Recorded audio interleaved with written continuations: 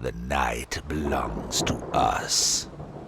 We will bathe in their blood and relish their screams.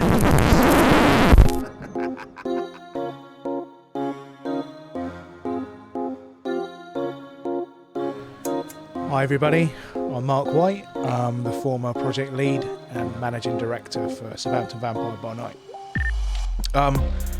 In today's video, I'm going to be talking over one of the downtime systems we're going to use in the game and how we were going to utilize that to give players some really interesting downtime with little kind of I want to say effort. Well, it is little effort for the ref team.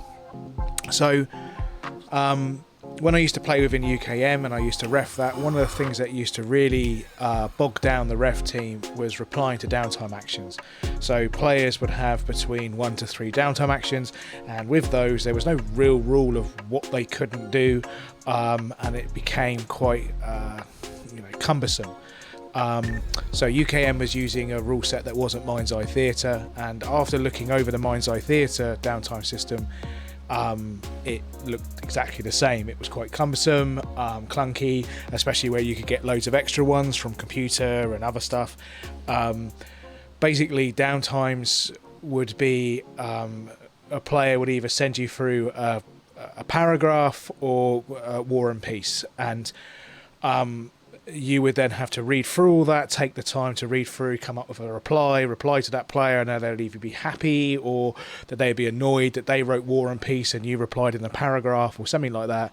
And yeah, it's something that when we were designing Southampton Vampire by Night, one of the things that was critical to us was that we wanted a downtime system that would work, that would give players some really cool things to do outside of the game, but at the same time not bog down our ref team. So we kind of came up with this idea called a gossip point. And the idea being is that if a player wanted to go out and just do something outside of the game, they wanted to go and explore, they had some downtime actions they didn't really want to use for anything in particular. For example, you had to use downtime actions for your feeding. You would have to use downtime actions to secure locations, to cover up masquerade breaches, etc. So some of the players' downtime actions would be kind of utilised to kind of mean that when they go to their next game, that they're at full strength and stuff like that. But they would always still have some left over. So what we decided to do was this gossip point thing, where there would be locations around Southampton with assigned asset codes that players could discover to be gossip points. And these gossip points are basically where literally players over here gossip.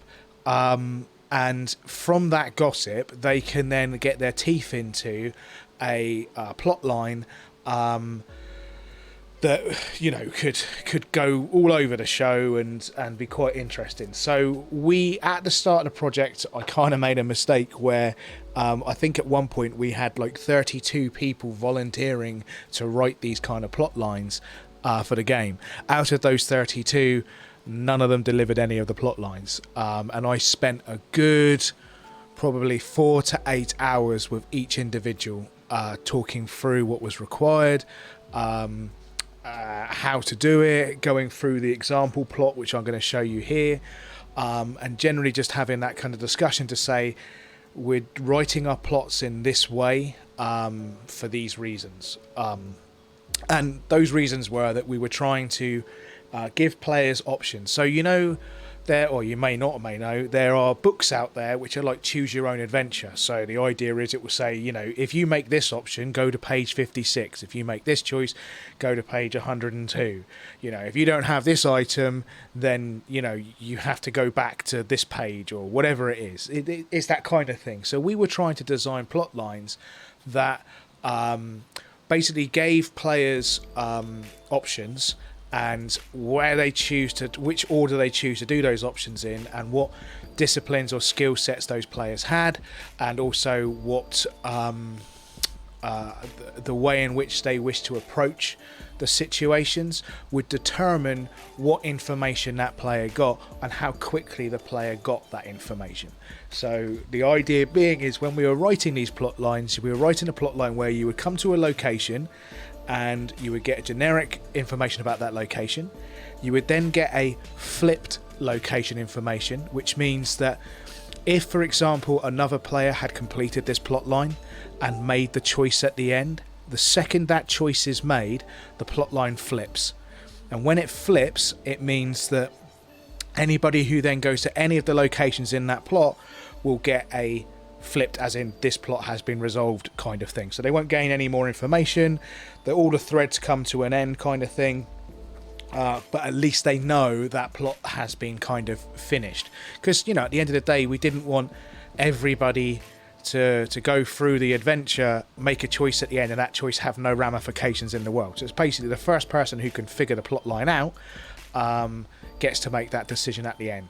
So you've got your generic, you've got your flipped, then we'd have descriptions for social, mental and physical, meaning how you approached that location. So if you decided to go in very socially, then you would get different results than if you decided to go physically in. Physically meaning kind of like climbing over the wall to get into the school, or breaking in through the window to the hospital, whilst the social one would be maybe smoozing with the school guard that would allow you, or the small school caretaker that would let you in after hours, or the guard at the hospital that would let you in through a back door or something like that.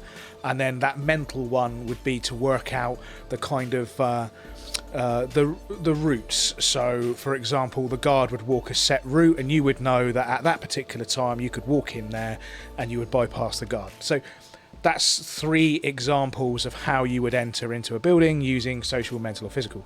Then you would have kind of additional information that would be given to a player if they had certain disciplines. So for example, if they had obfuscate or presence or something like that, would allow them to pick up on some information that other players who didn't have that kind of discipline would miss. So that was the idea behind these plots. Now, the plot lines that I was creating, and I think I should skip back to show you it. So this should give you an example of... So my plots were all located like this around the city. And the idea would be that if a player was to uncover these locations through gossip points, etc., they could work out plotline number 11 and gain access to that plotline. So there'd be clues in all of the plot lines leading you there. So as long as you did a few of them, you would have maybe enough information to kind of figure this out. The idea was that we wanted players to realise there was something going on, something important, that players may have, let's say one player's done 2 of the plot lines and finished them, and another player's done another couple. If they got together and shared their information, etc., like that between each other, they stand a good chance of finding that final location and preventing the big bad thing from happening. That was the kind of idea behind my plot. So I was writing 11 of them that would be found around the city, and as I say, we had 32 other plot writers that, if it had panned out, we would have had 32 times 5. What's that, like over 120, 150, 160 something plot lines. So yeah, that would have been quite cool. So the idea with those is those plot lines they wouldn't all be in a gossip point at one point. We would, as ref team, filter those plots throughout the years into the gossip points to allow players to kind of get involved in this. So then, right, so I've talked about all of that. Now, what the idea behind this is that, when I say about at the start, I said it makes it easy for the ref team to manage this, is all of this is already pre-written. So with this all being pre-written out for the players, or for the ref team, all the ref has to do is basically follow a... here it is, something like... It'd have been something like this, which would have been... The player would fill in this side of it to say the action they want to do as an investigation, which is pretty much what this is all about. and the type of investigation they wanted to do, and then the location they were doing it at. And then if they wanted to particularly use any discipline, so the player would have to state if they were using disciplines. In some of the plot lines, the use of disciplines would give you a negative result. So could potentially be a masquerade breach, or that you get caught on camera and it later comes back to get you, etc. So there were risks, but players could, if they wish to, put some information in there to say, you know, I want to use this discipline, this is what I'm kind of looking for, etc. Now, this area here for player notes, we would definitely advise players what to put in there. I noticed when I was running this through some like test beds, players were putting in like War and Peace downtime into this bit when there's no need for that. So the idea is that they've gone to investigate, they've used mental, and that's the location they're going at. Sometimes the type of investigation has no relevance, but sometimes it does. So in this particular case, they go to the cafe and this is the information they get.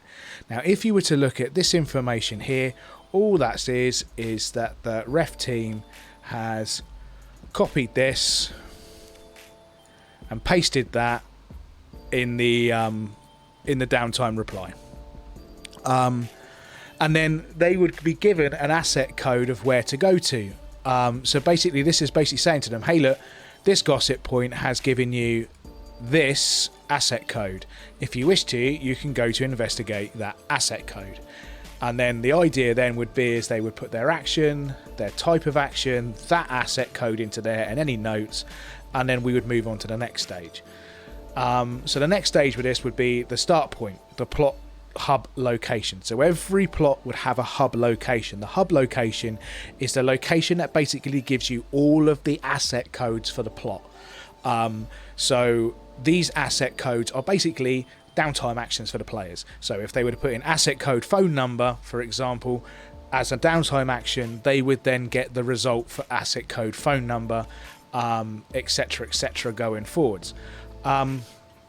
So in this case, the players decided if they would do it as a physical description, so to investigate this as a physical activity, then they would get this result. If they did it mental, they would get this result, and if they were to do it socially, they would get this result. Each of these results ends with them gaining 5 asset code, basically 5 location asset codes for them to continue their investigation. And if the person was to do presence or dominate, then they would have gained this bonus information as well via the social. And none of the others. There you go, Spirit's Touch. If you'd have done the physical one and done the Spirit's Touch, yeah, you'd have got some bonus from that.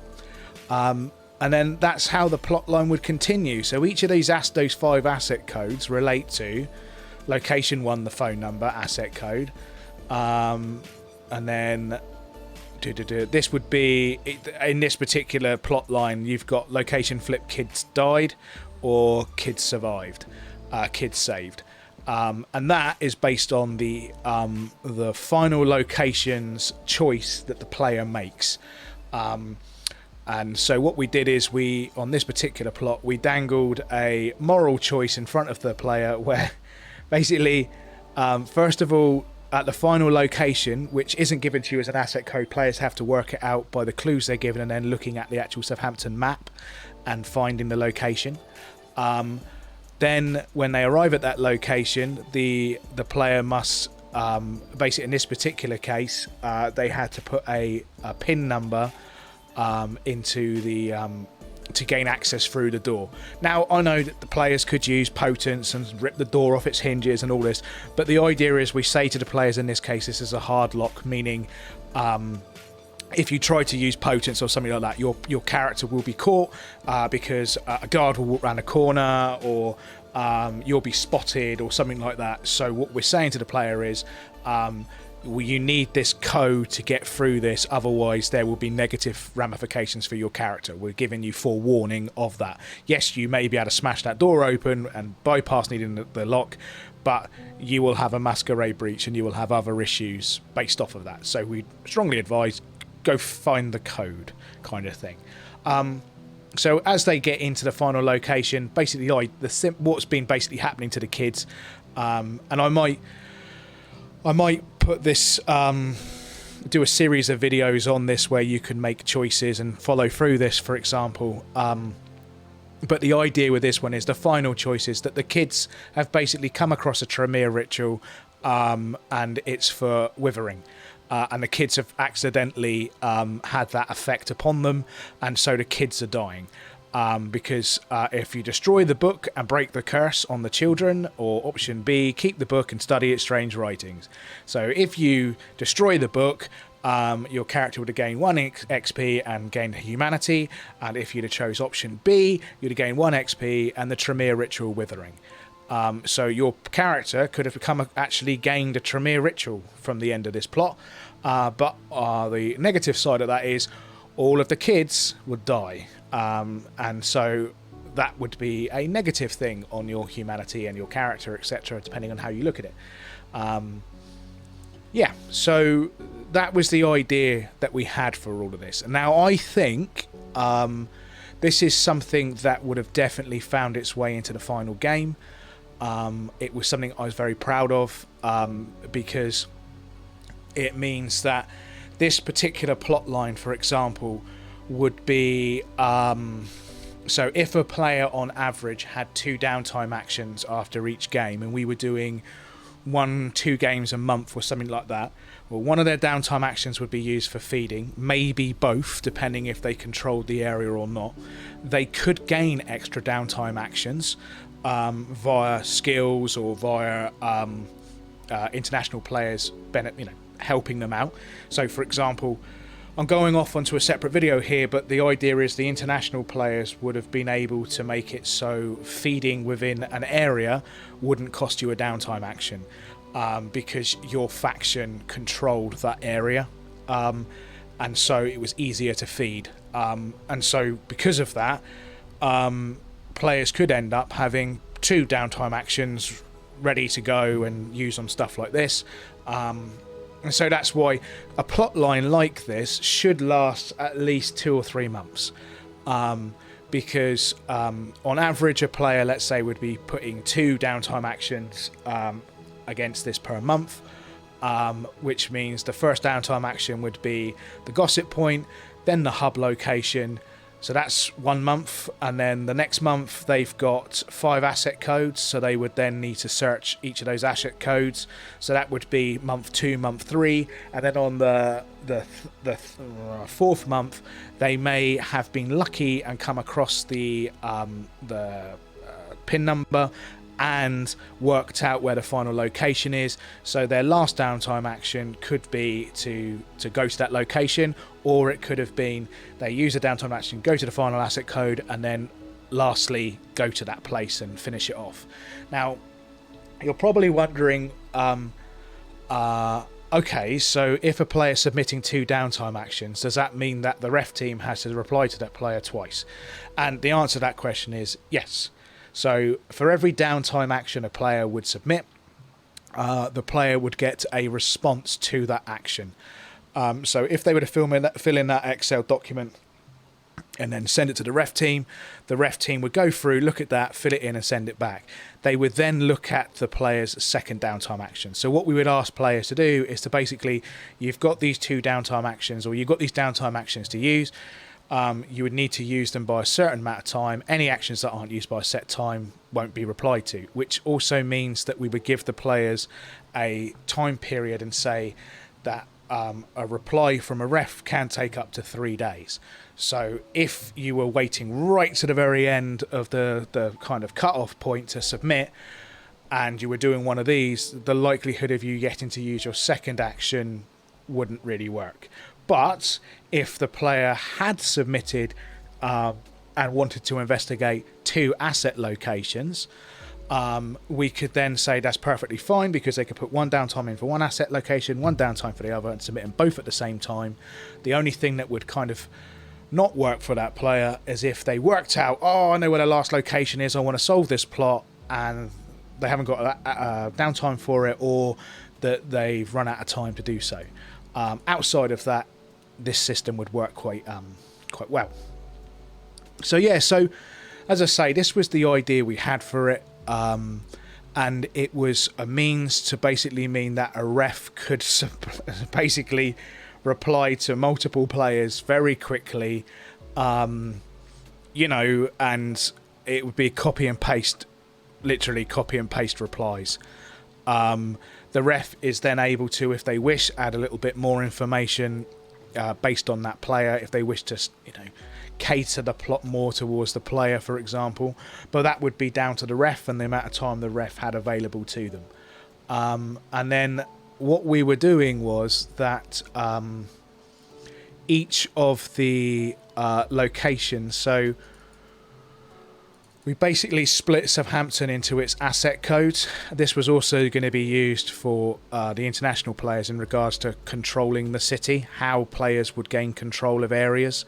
But also, this is how we split it up in regards to plot writers. So each of the plot writers was given areas. And these areas, we mapped out all 7,000 plus companies and businesses that would work in these areas, more so for the international game. So the plot writers were then said, hey, look, these are locations you can use in your plots as well. And I created a guide. Now, the guide, the overview, explains through everything for them. Talks about what a gossip point is and all of that lot. Talks about what the hub location is, what flips are, just general descriptions, all of that. And basically I just went through bit by bit by bit and explained how to write out a plot line. And then, of course, I didn't just go to my plot writers, here's a document, crack on. I also spent time chatting with them individually, and that's where that kind of 4 to 8 hours per plot writer kind of came in. And I think this was the reason why I lost so many of the plot writers, because most people, when they write plots, will write a plot by going, I don't know, you go into a shop and you noticed in the background a symbol that is very occult. You know, and then the player go, oh, I investigate that occult symbol. What do I know about it? And all that kind of stuff. And then the you know, that kind of plot, if you see what I mean. You're giving players tidbits of information that you then respond to that information. It kind of works, but it wouldn't have worked for this in regards to making it so our ref team didn't have to come up with those answers, if you see what I mean. We were looking for a plot line like this where literally someone could copy and paste, because all the legwork was done ahead of time. Now, that's the other thing, all the legwork done ahead of time. So basically one of the things that I did at the start was that I created a kind of like a brief summary of each of the plots.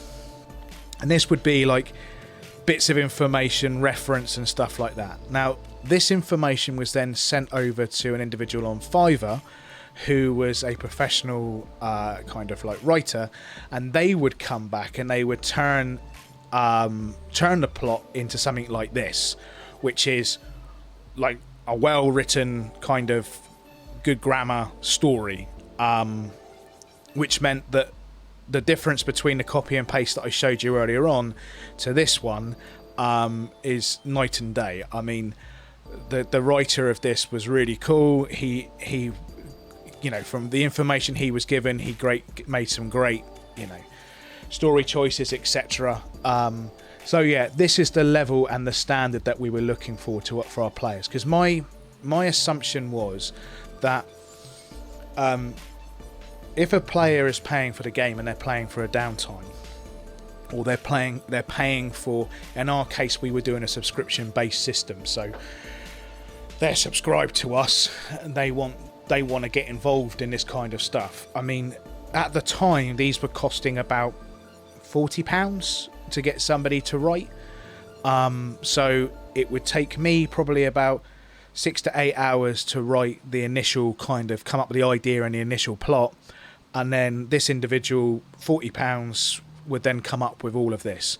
Now, I suspect that if this person had continued doing it, that price would have gone up eventually. But my attitude was that if these plots were lasting 3 to 4 months, etc., then in theory we would be using 3 or 4 a year, maybe 5. So that's, in the grand scheme of things, you're getting a good bang for your buck, if you see what I mean. Now, if only one player did the plot and everybody else just came along and got flips, yeah, okay, we wouldn't really gain much traction out of this and it wouldn't be worth the cost. But because in the game, actually at the court, players would be able to be steered towards those gossip points by Nosferatu NPCs and various other knickknacks and stuff, it meant that multiple players would be going along on this plot line. And so multiple players will be benefiting from the writing that's been, and the money that's been spent on the plot. That was the idea behind it anyway. We wanted to try and elevate the game and give players, something cool to get their teeth into. And yeah, so that's kind of what we were doing for the plot lines. Now, I know that people watching this are probably like, it sounds like an awful lot of work when all you would have to do is just, normally just write a reply to a player.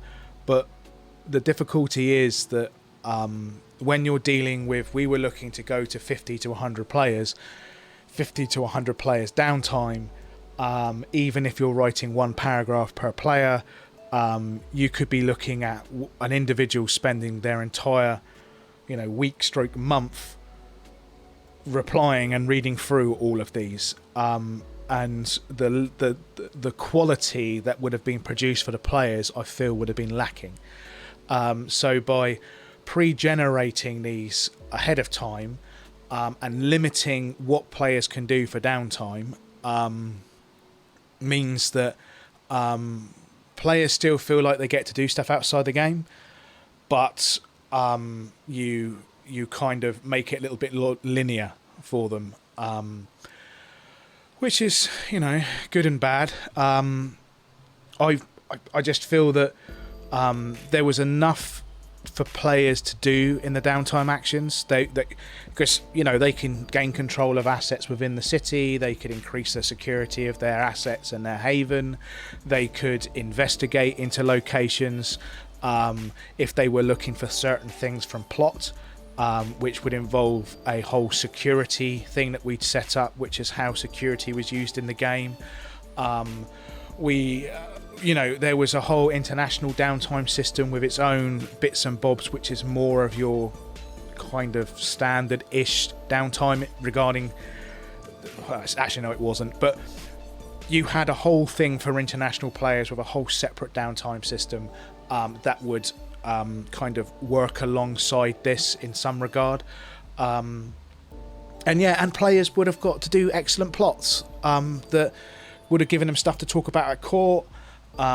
Would have, in some cases in this particular plot line, would have had massive ramifications for the city if it wasn't solved, and would have had the idea behind all of this going on is this all ties to a one of the big bad NPCs we had in the game, Pestilence, who is a Nosferatu who is very, very bad. He was behind the Black... Is it called the Black Death? The Plague? He was behind all of that. He is a Nosferatu who he basically wants to destroy the world by a plague, in a nutshell. And what's basically happening is that there are white witches around the city that have to make a sacrifice, and unfortunately they have to sacrifice children. And they sacrifice these children, and in doing so, it counteracts Pestilence Plague for that year. So whatever concoction he comes up with, it gets stopped. Now, he doesn't know this is going on. He just thinks that whatever he's up to isn't working for some reason, so he constantly battles against trying to figure out what he's doing wrong, why it's not spreading, etc., etc.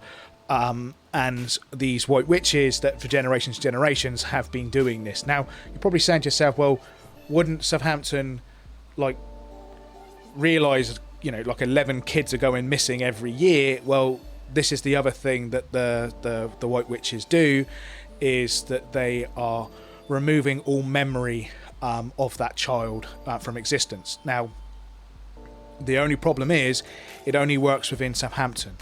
And this is how the plots come about, because you've got, for example, a parent that was abroad, on deployment, comes back home and can't work out and is distraught why nobody remembers their child, even their other half and their family and their friends. Nobody remembers this child, and they're desperate, and that's where that gossip point comes in, where actually someone's maintained their memories, but everybody else around them does not. And it works very similar to Obfuscate for Nosferatu in regards to it affects your mind. So even though you're looking directly at a picture of the kid, your mind is telling you that there is no kid in that picture. And it's a big area effect kind of spell that goes off that does it for Southampton. So that was the main kind of idea behind this plot, that you're basically, the vampires, when they get in this plot line, we're all about trying to find all these kids, and then basically save them. Because if the kids were to ever, if the kids die in the ritual, then yes, pestilence is stopped, but the kids die. But if the vampires save the kids, the plague goes off, and then loads of other people die. It's a horrible thing. The players couldn't win, basically. It was either you save the kids you know, but you kill all the kids you don't know, or you sacrifice the kids you know, and then you save all the kids you do. But depending on how much the player investigated into the plot lines, and how much they talked amongst themselves, if they didn't finish the plot, etc., etc., they would then know this ahead of time or not. They may think they're doing the greatest thing ever by saving the kids. Unbeknowingly, they're stopping the ritual from taking place, which means the plague goes off. Now, the ramifications for that in the game would be that we had feeding levels. So each of those domains that I just showed you, so just 2 seconds if I can remember where it was. Back one, I think, yeah. So each of these locations would have a health associated to it, and that health would then determine how much of a blood pool was in each of these areas for vampires to feed off of. The lower the health, the lower the blood pool would be. Now, if the vampires were to feed in an area, there are brackets of blood pool, and depending, if for example, let's just make it simple and go, you had 70, 100%, 75, 50, 25. So that would be, the blood pool of an area. Now, the health of an area, let's say, was at 100, would mean that a masquerade breach would take place if the blood pool was to ever reach 25. But if the health of the location was to drop by 25, then that would mean that the blood pool masquerade breach would raise by 25. So at that point, if the blood was ever driven down to 50, there would be a masquerade breach, because everybody's ill and sick already, and that's the whole idea behind it. So what this pestilence thing was going to do is basically, throughout the entire city, drop the health down to like 50-25%, which meant that feeding would be incredibly hard for vampires throughout the entire city. And all of this would have come about because of players doing downtime actions. So yeah, that was something I was quite proud of, and that's just my plot line. I mean, there was going to be, as I say, 160 something other plot lines made by other people that players could have got involved in. And they would have been in the game for years and years and years and years and years. And if, this is the best thing about it, you have a gossip point and the plot doesn't get finished, or the plot line doesn't get, nobody, gets involved in it because nobody's interested, that's perfectly fine. You can then remove that plot from the game, because it's got its own asset code, and then a year later put it back in when you've got different players in the game. So one of the things that always used to kind of, I wouldn't say annoy me, but it can be difficult for both players and refs, is when a ref would spend a long time creating a plot and the players weren't interested in it. So then the ref's like, well, I've only got this one plot. Oh dear.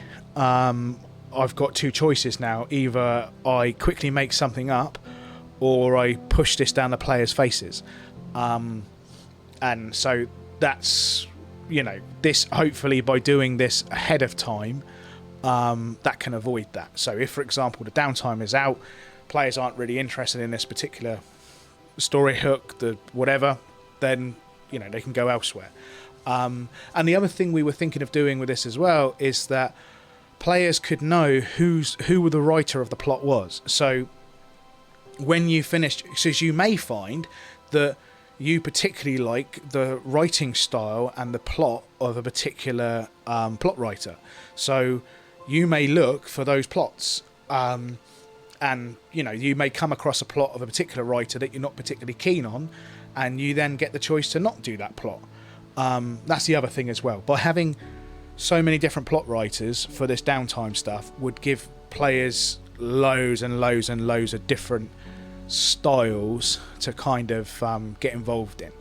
So there you go. That was our kind of part of our downtime system, and like I say, I might, depending if this video gets any kind of feedback or whatever, if you, the subscriber stroke viewers, want me to, I can look to spend some time making the plot into a video. I've seen it done before. It would take a lot of work, which is why I'm a little bit hesitant, but the idea would be is that you would have this information appear on a video, and at the end of it there would be links you could follow, and they would take you to different locations. So the idea what we would actually have to do is I'd have to make it so the hub location would always appear as an end screen, and then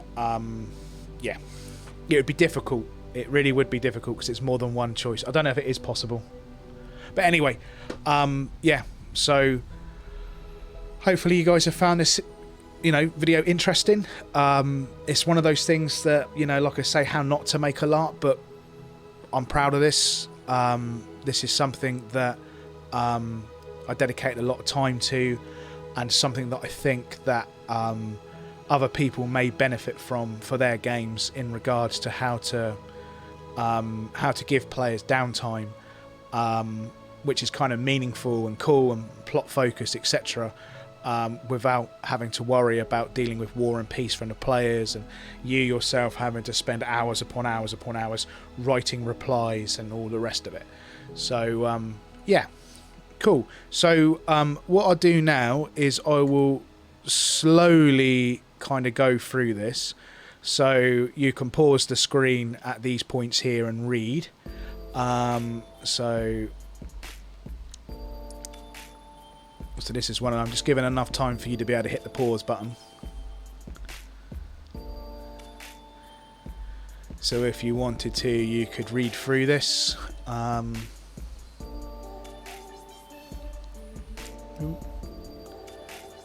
As you can see, there is, a lot of information, and as I say, I think it would have been kind of cool.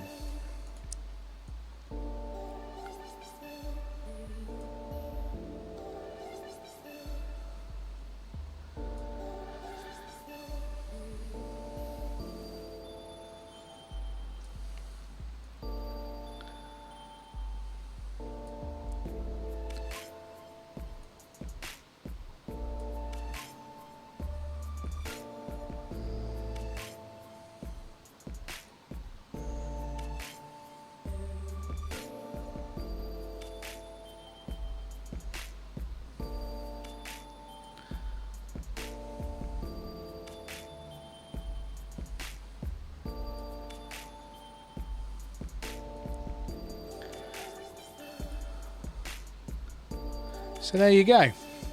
I realised after doing this I could have been better for you guys by actually zooming in and doing it this way, so I apologise for that. But yeah, so hopefully everybody's found this information, well, this video useful, an insight into some of the things we were doing.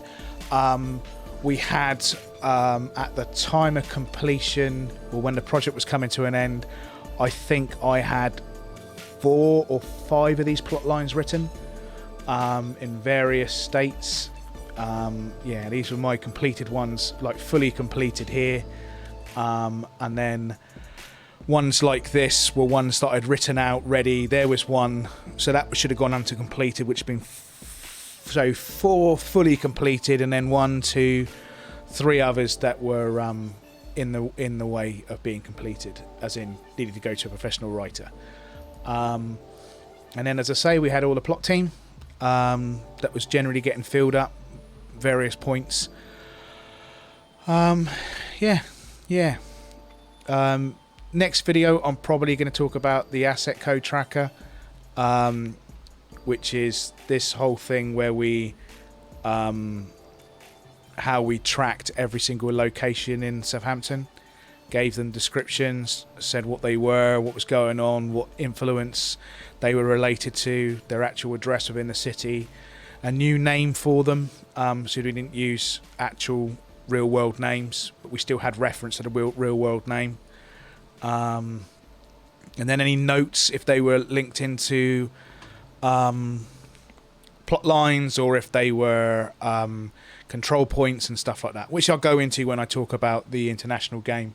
But yeah, so this is just an example of just, you know, how much kind of work and stuff was going into the game. But yeah, as you say, this is the this isn't the asset thing, the completed one, if you see what I mean. I don't know where the completed one is now, but yeah, anyway, there you go. So as I say, hopefully you found the video useful. Please share it. This is the other thing, if there's little to no traction with these videos, then it just means that the audience isn't interested in them, so it just means I'll move on to doing something else. So if you want to see more videos like this, if you want to see me still produce LARP related videos, and, you know, vampire related and all of that kind of stuff, then please, you know, like, subscribe to the channel, like, and more importantly, share these videos in your communities. Because, like I say, if the videos aren't going to gain traction, then, you know what I mean, I've got other projects that I kind of want to be dealing with. So yeah, it's down to you guys if you want to see more. Please comment. Like I said in other videos, I love the engagement with the audience. You know, tell me if you thought the idea was good or bad, if something you would use or not, etc, etc. Cool. Right, I love you all, and I'll see you all soon. Bye.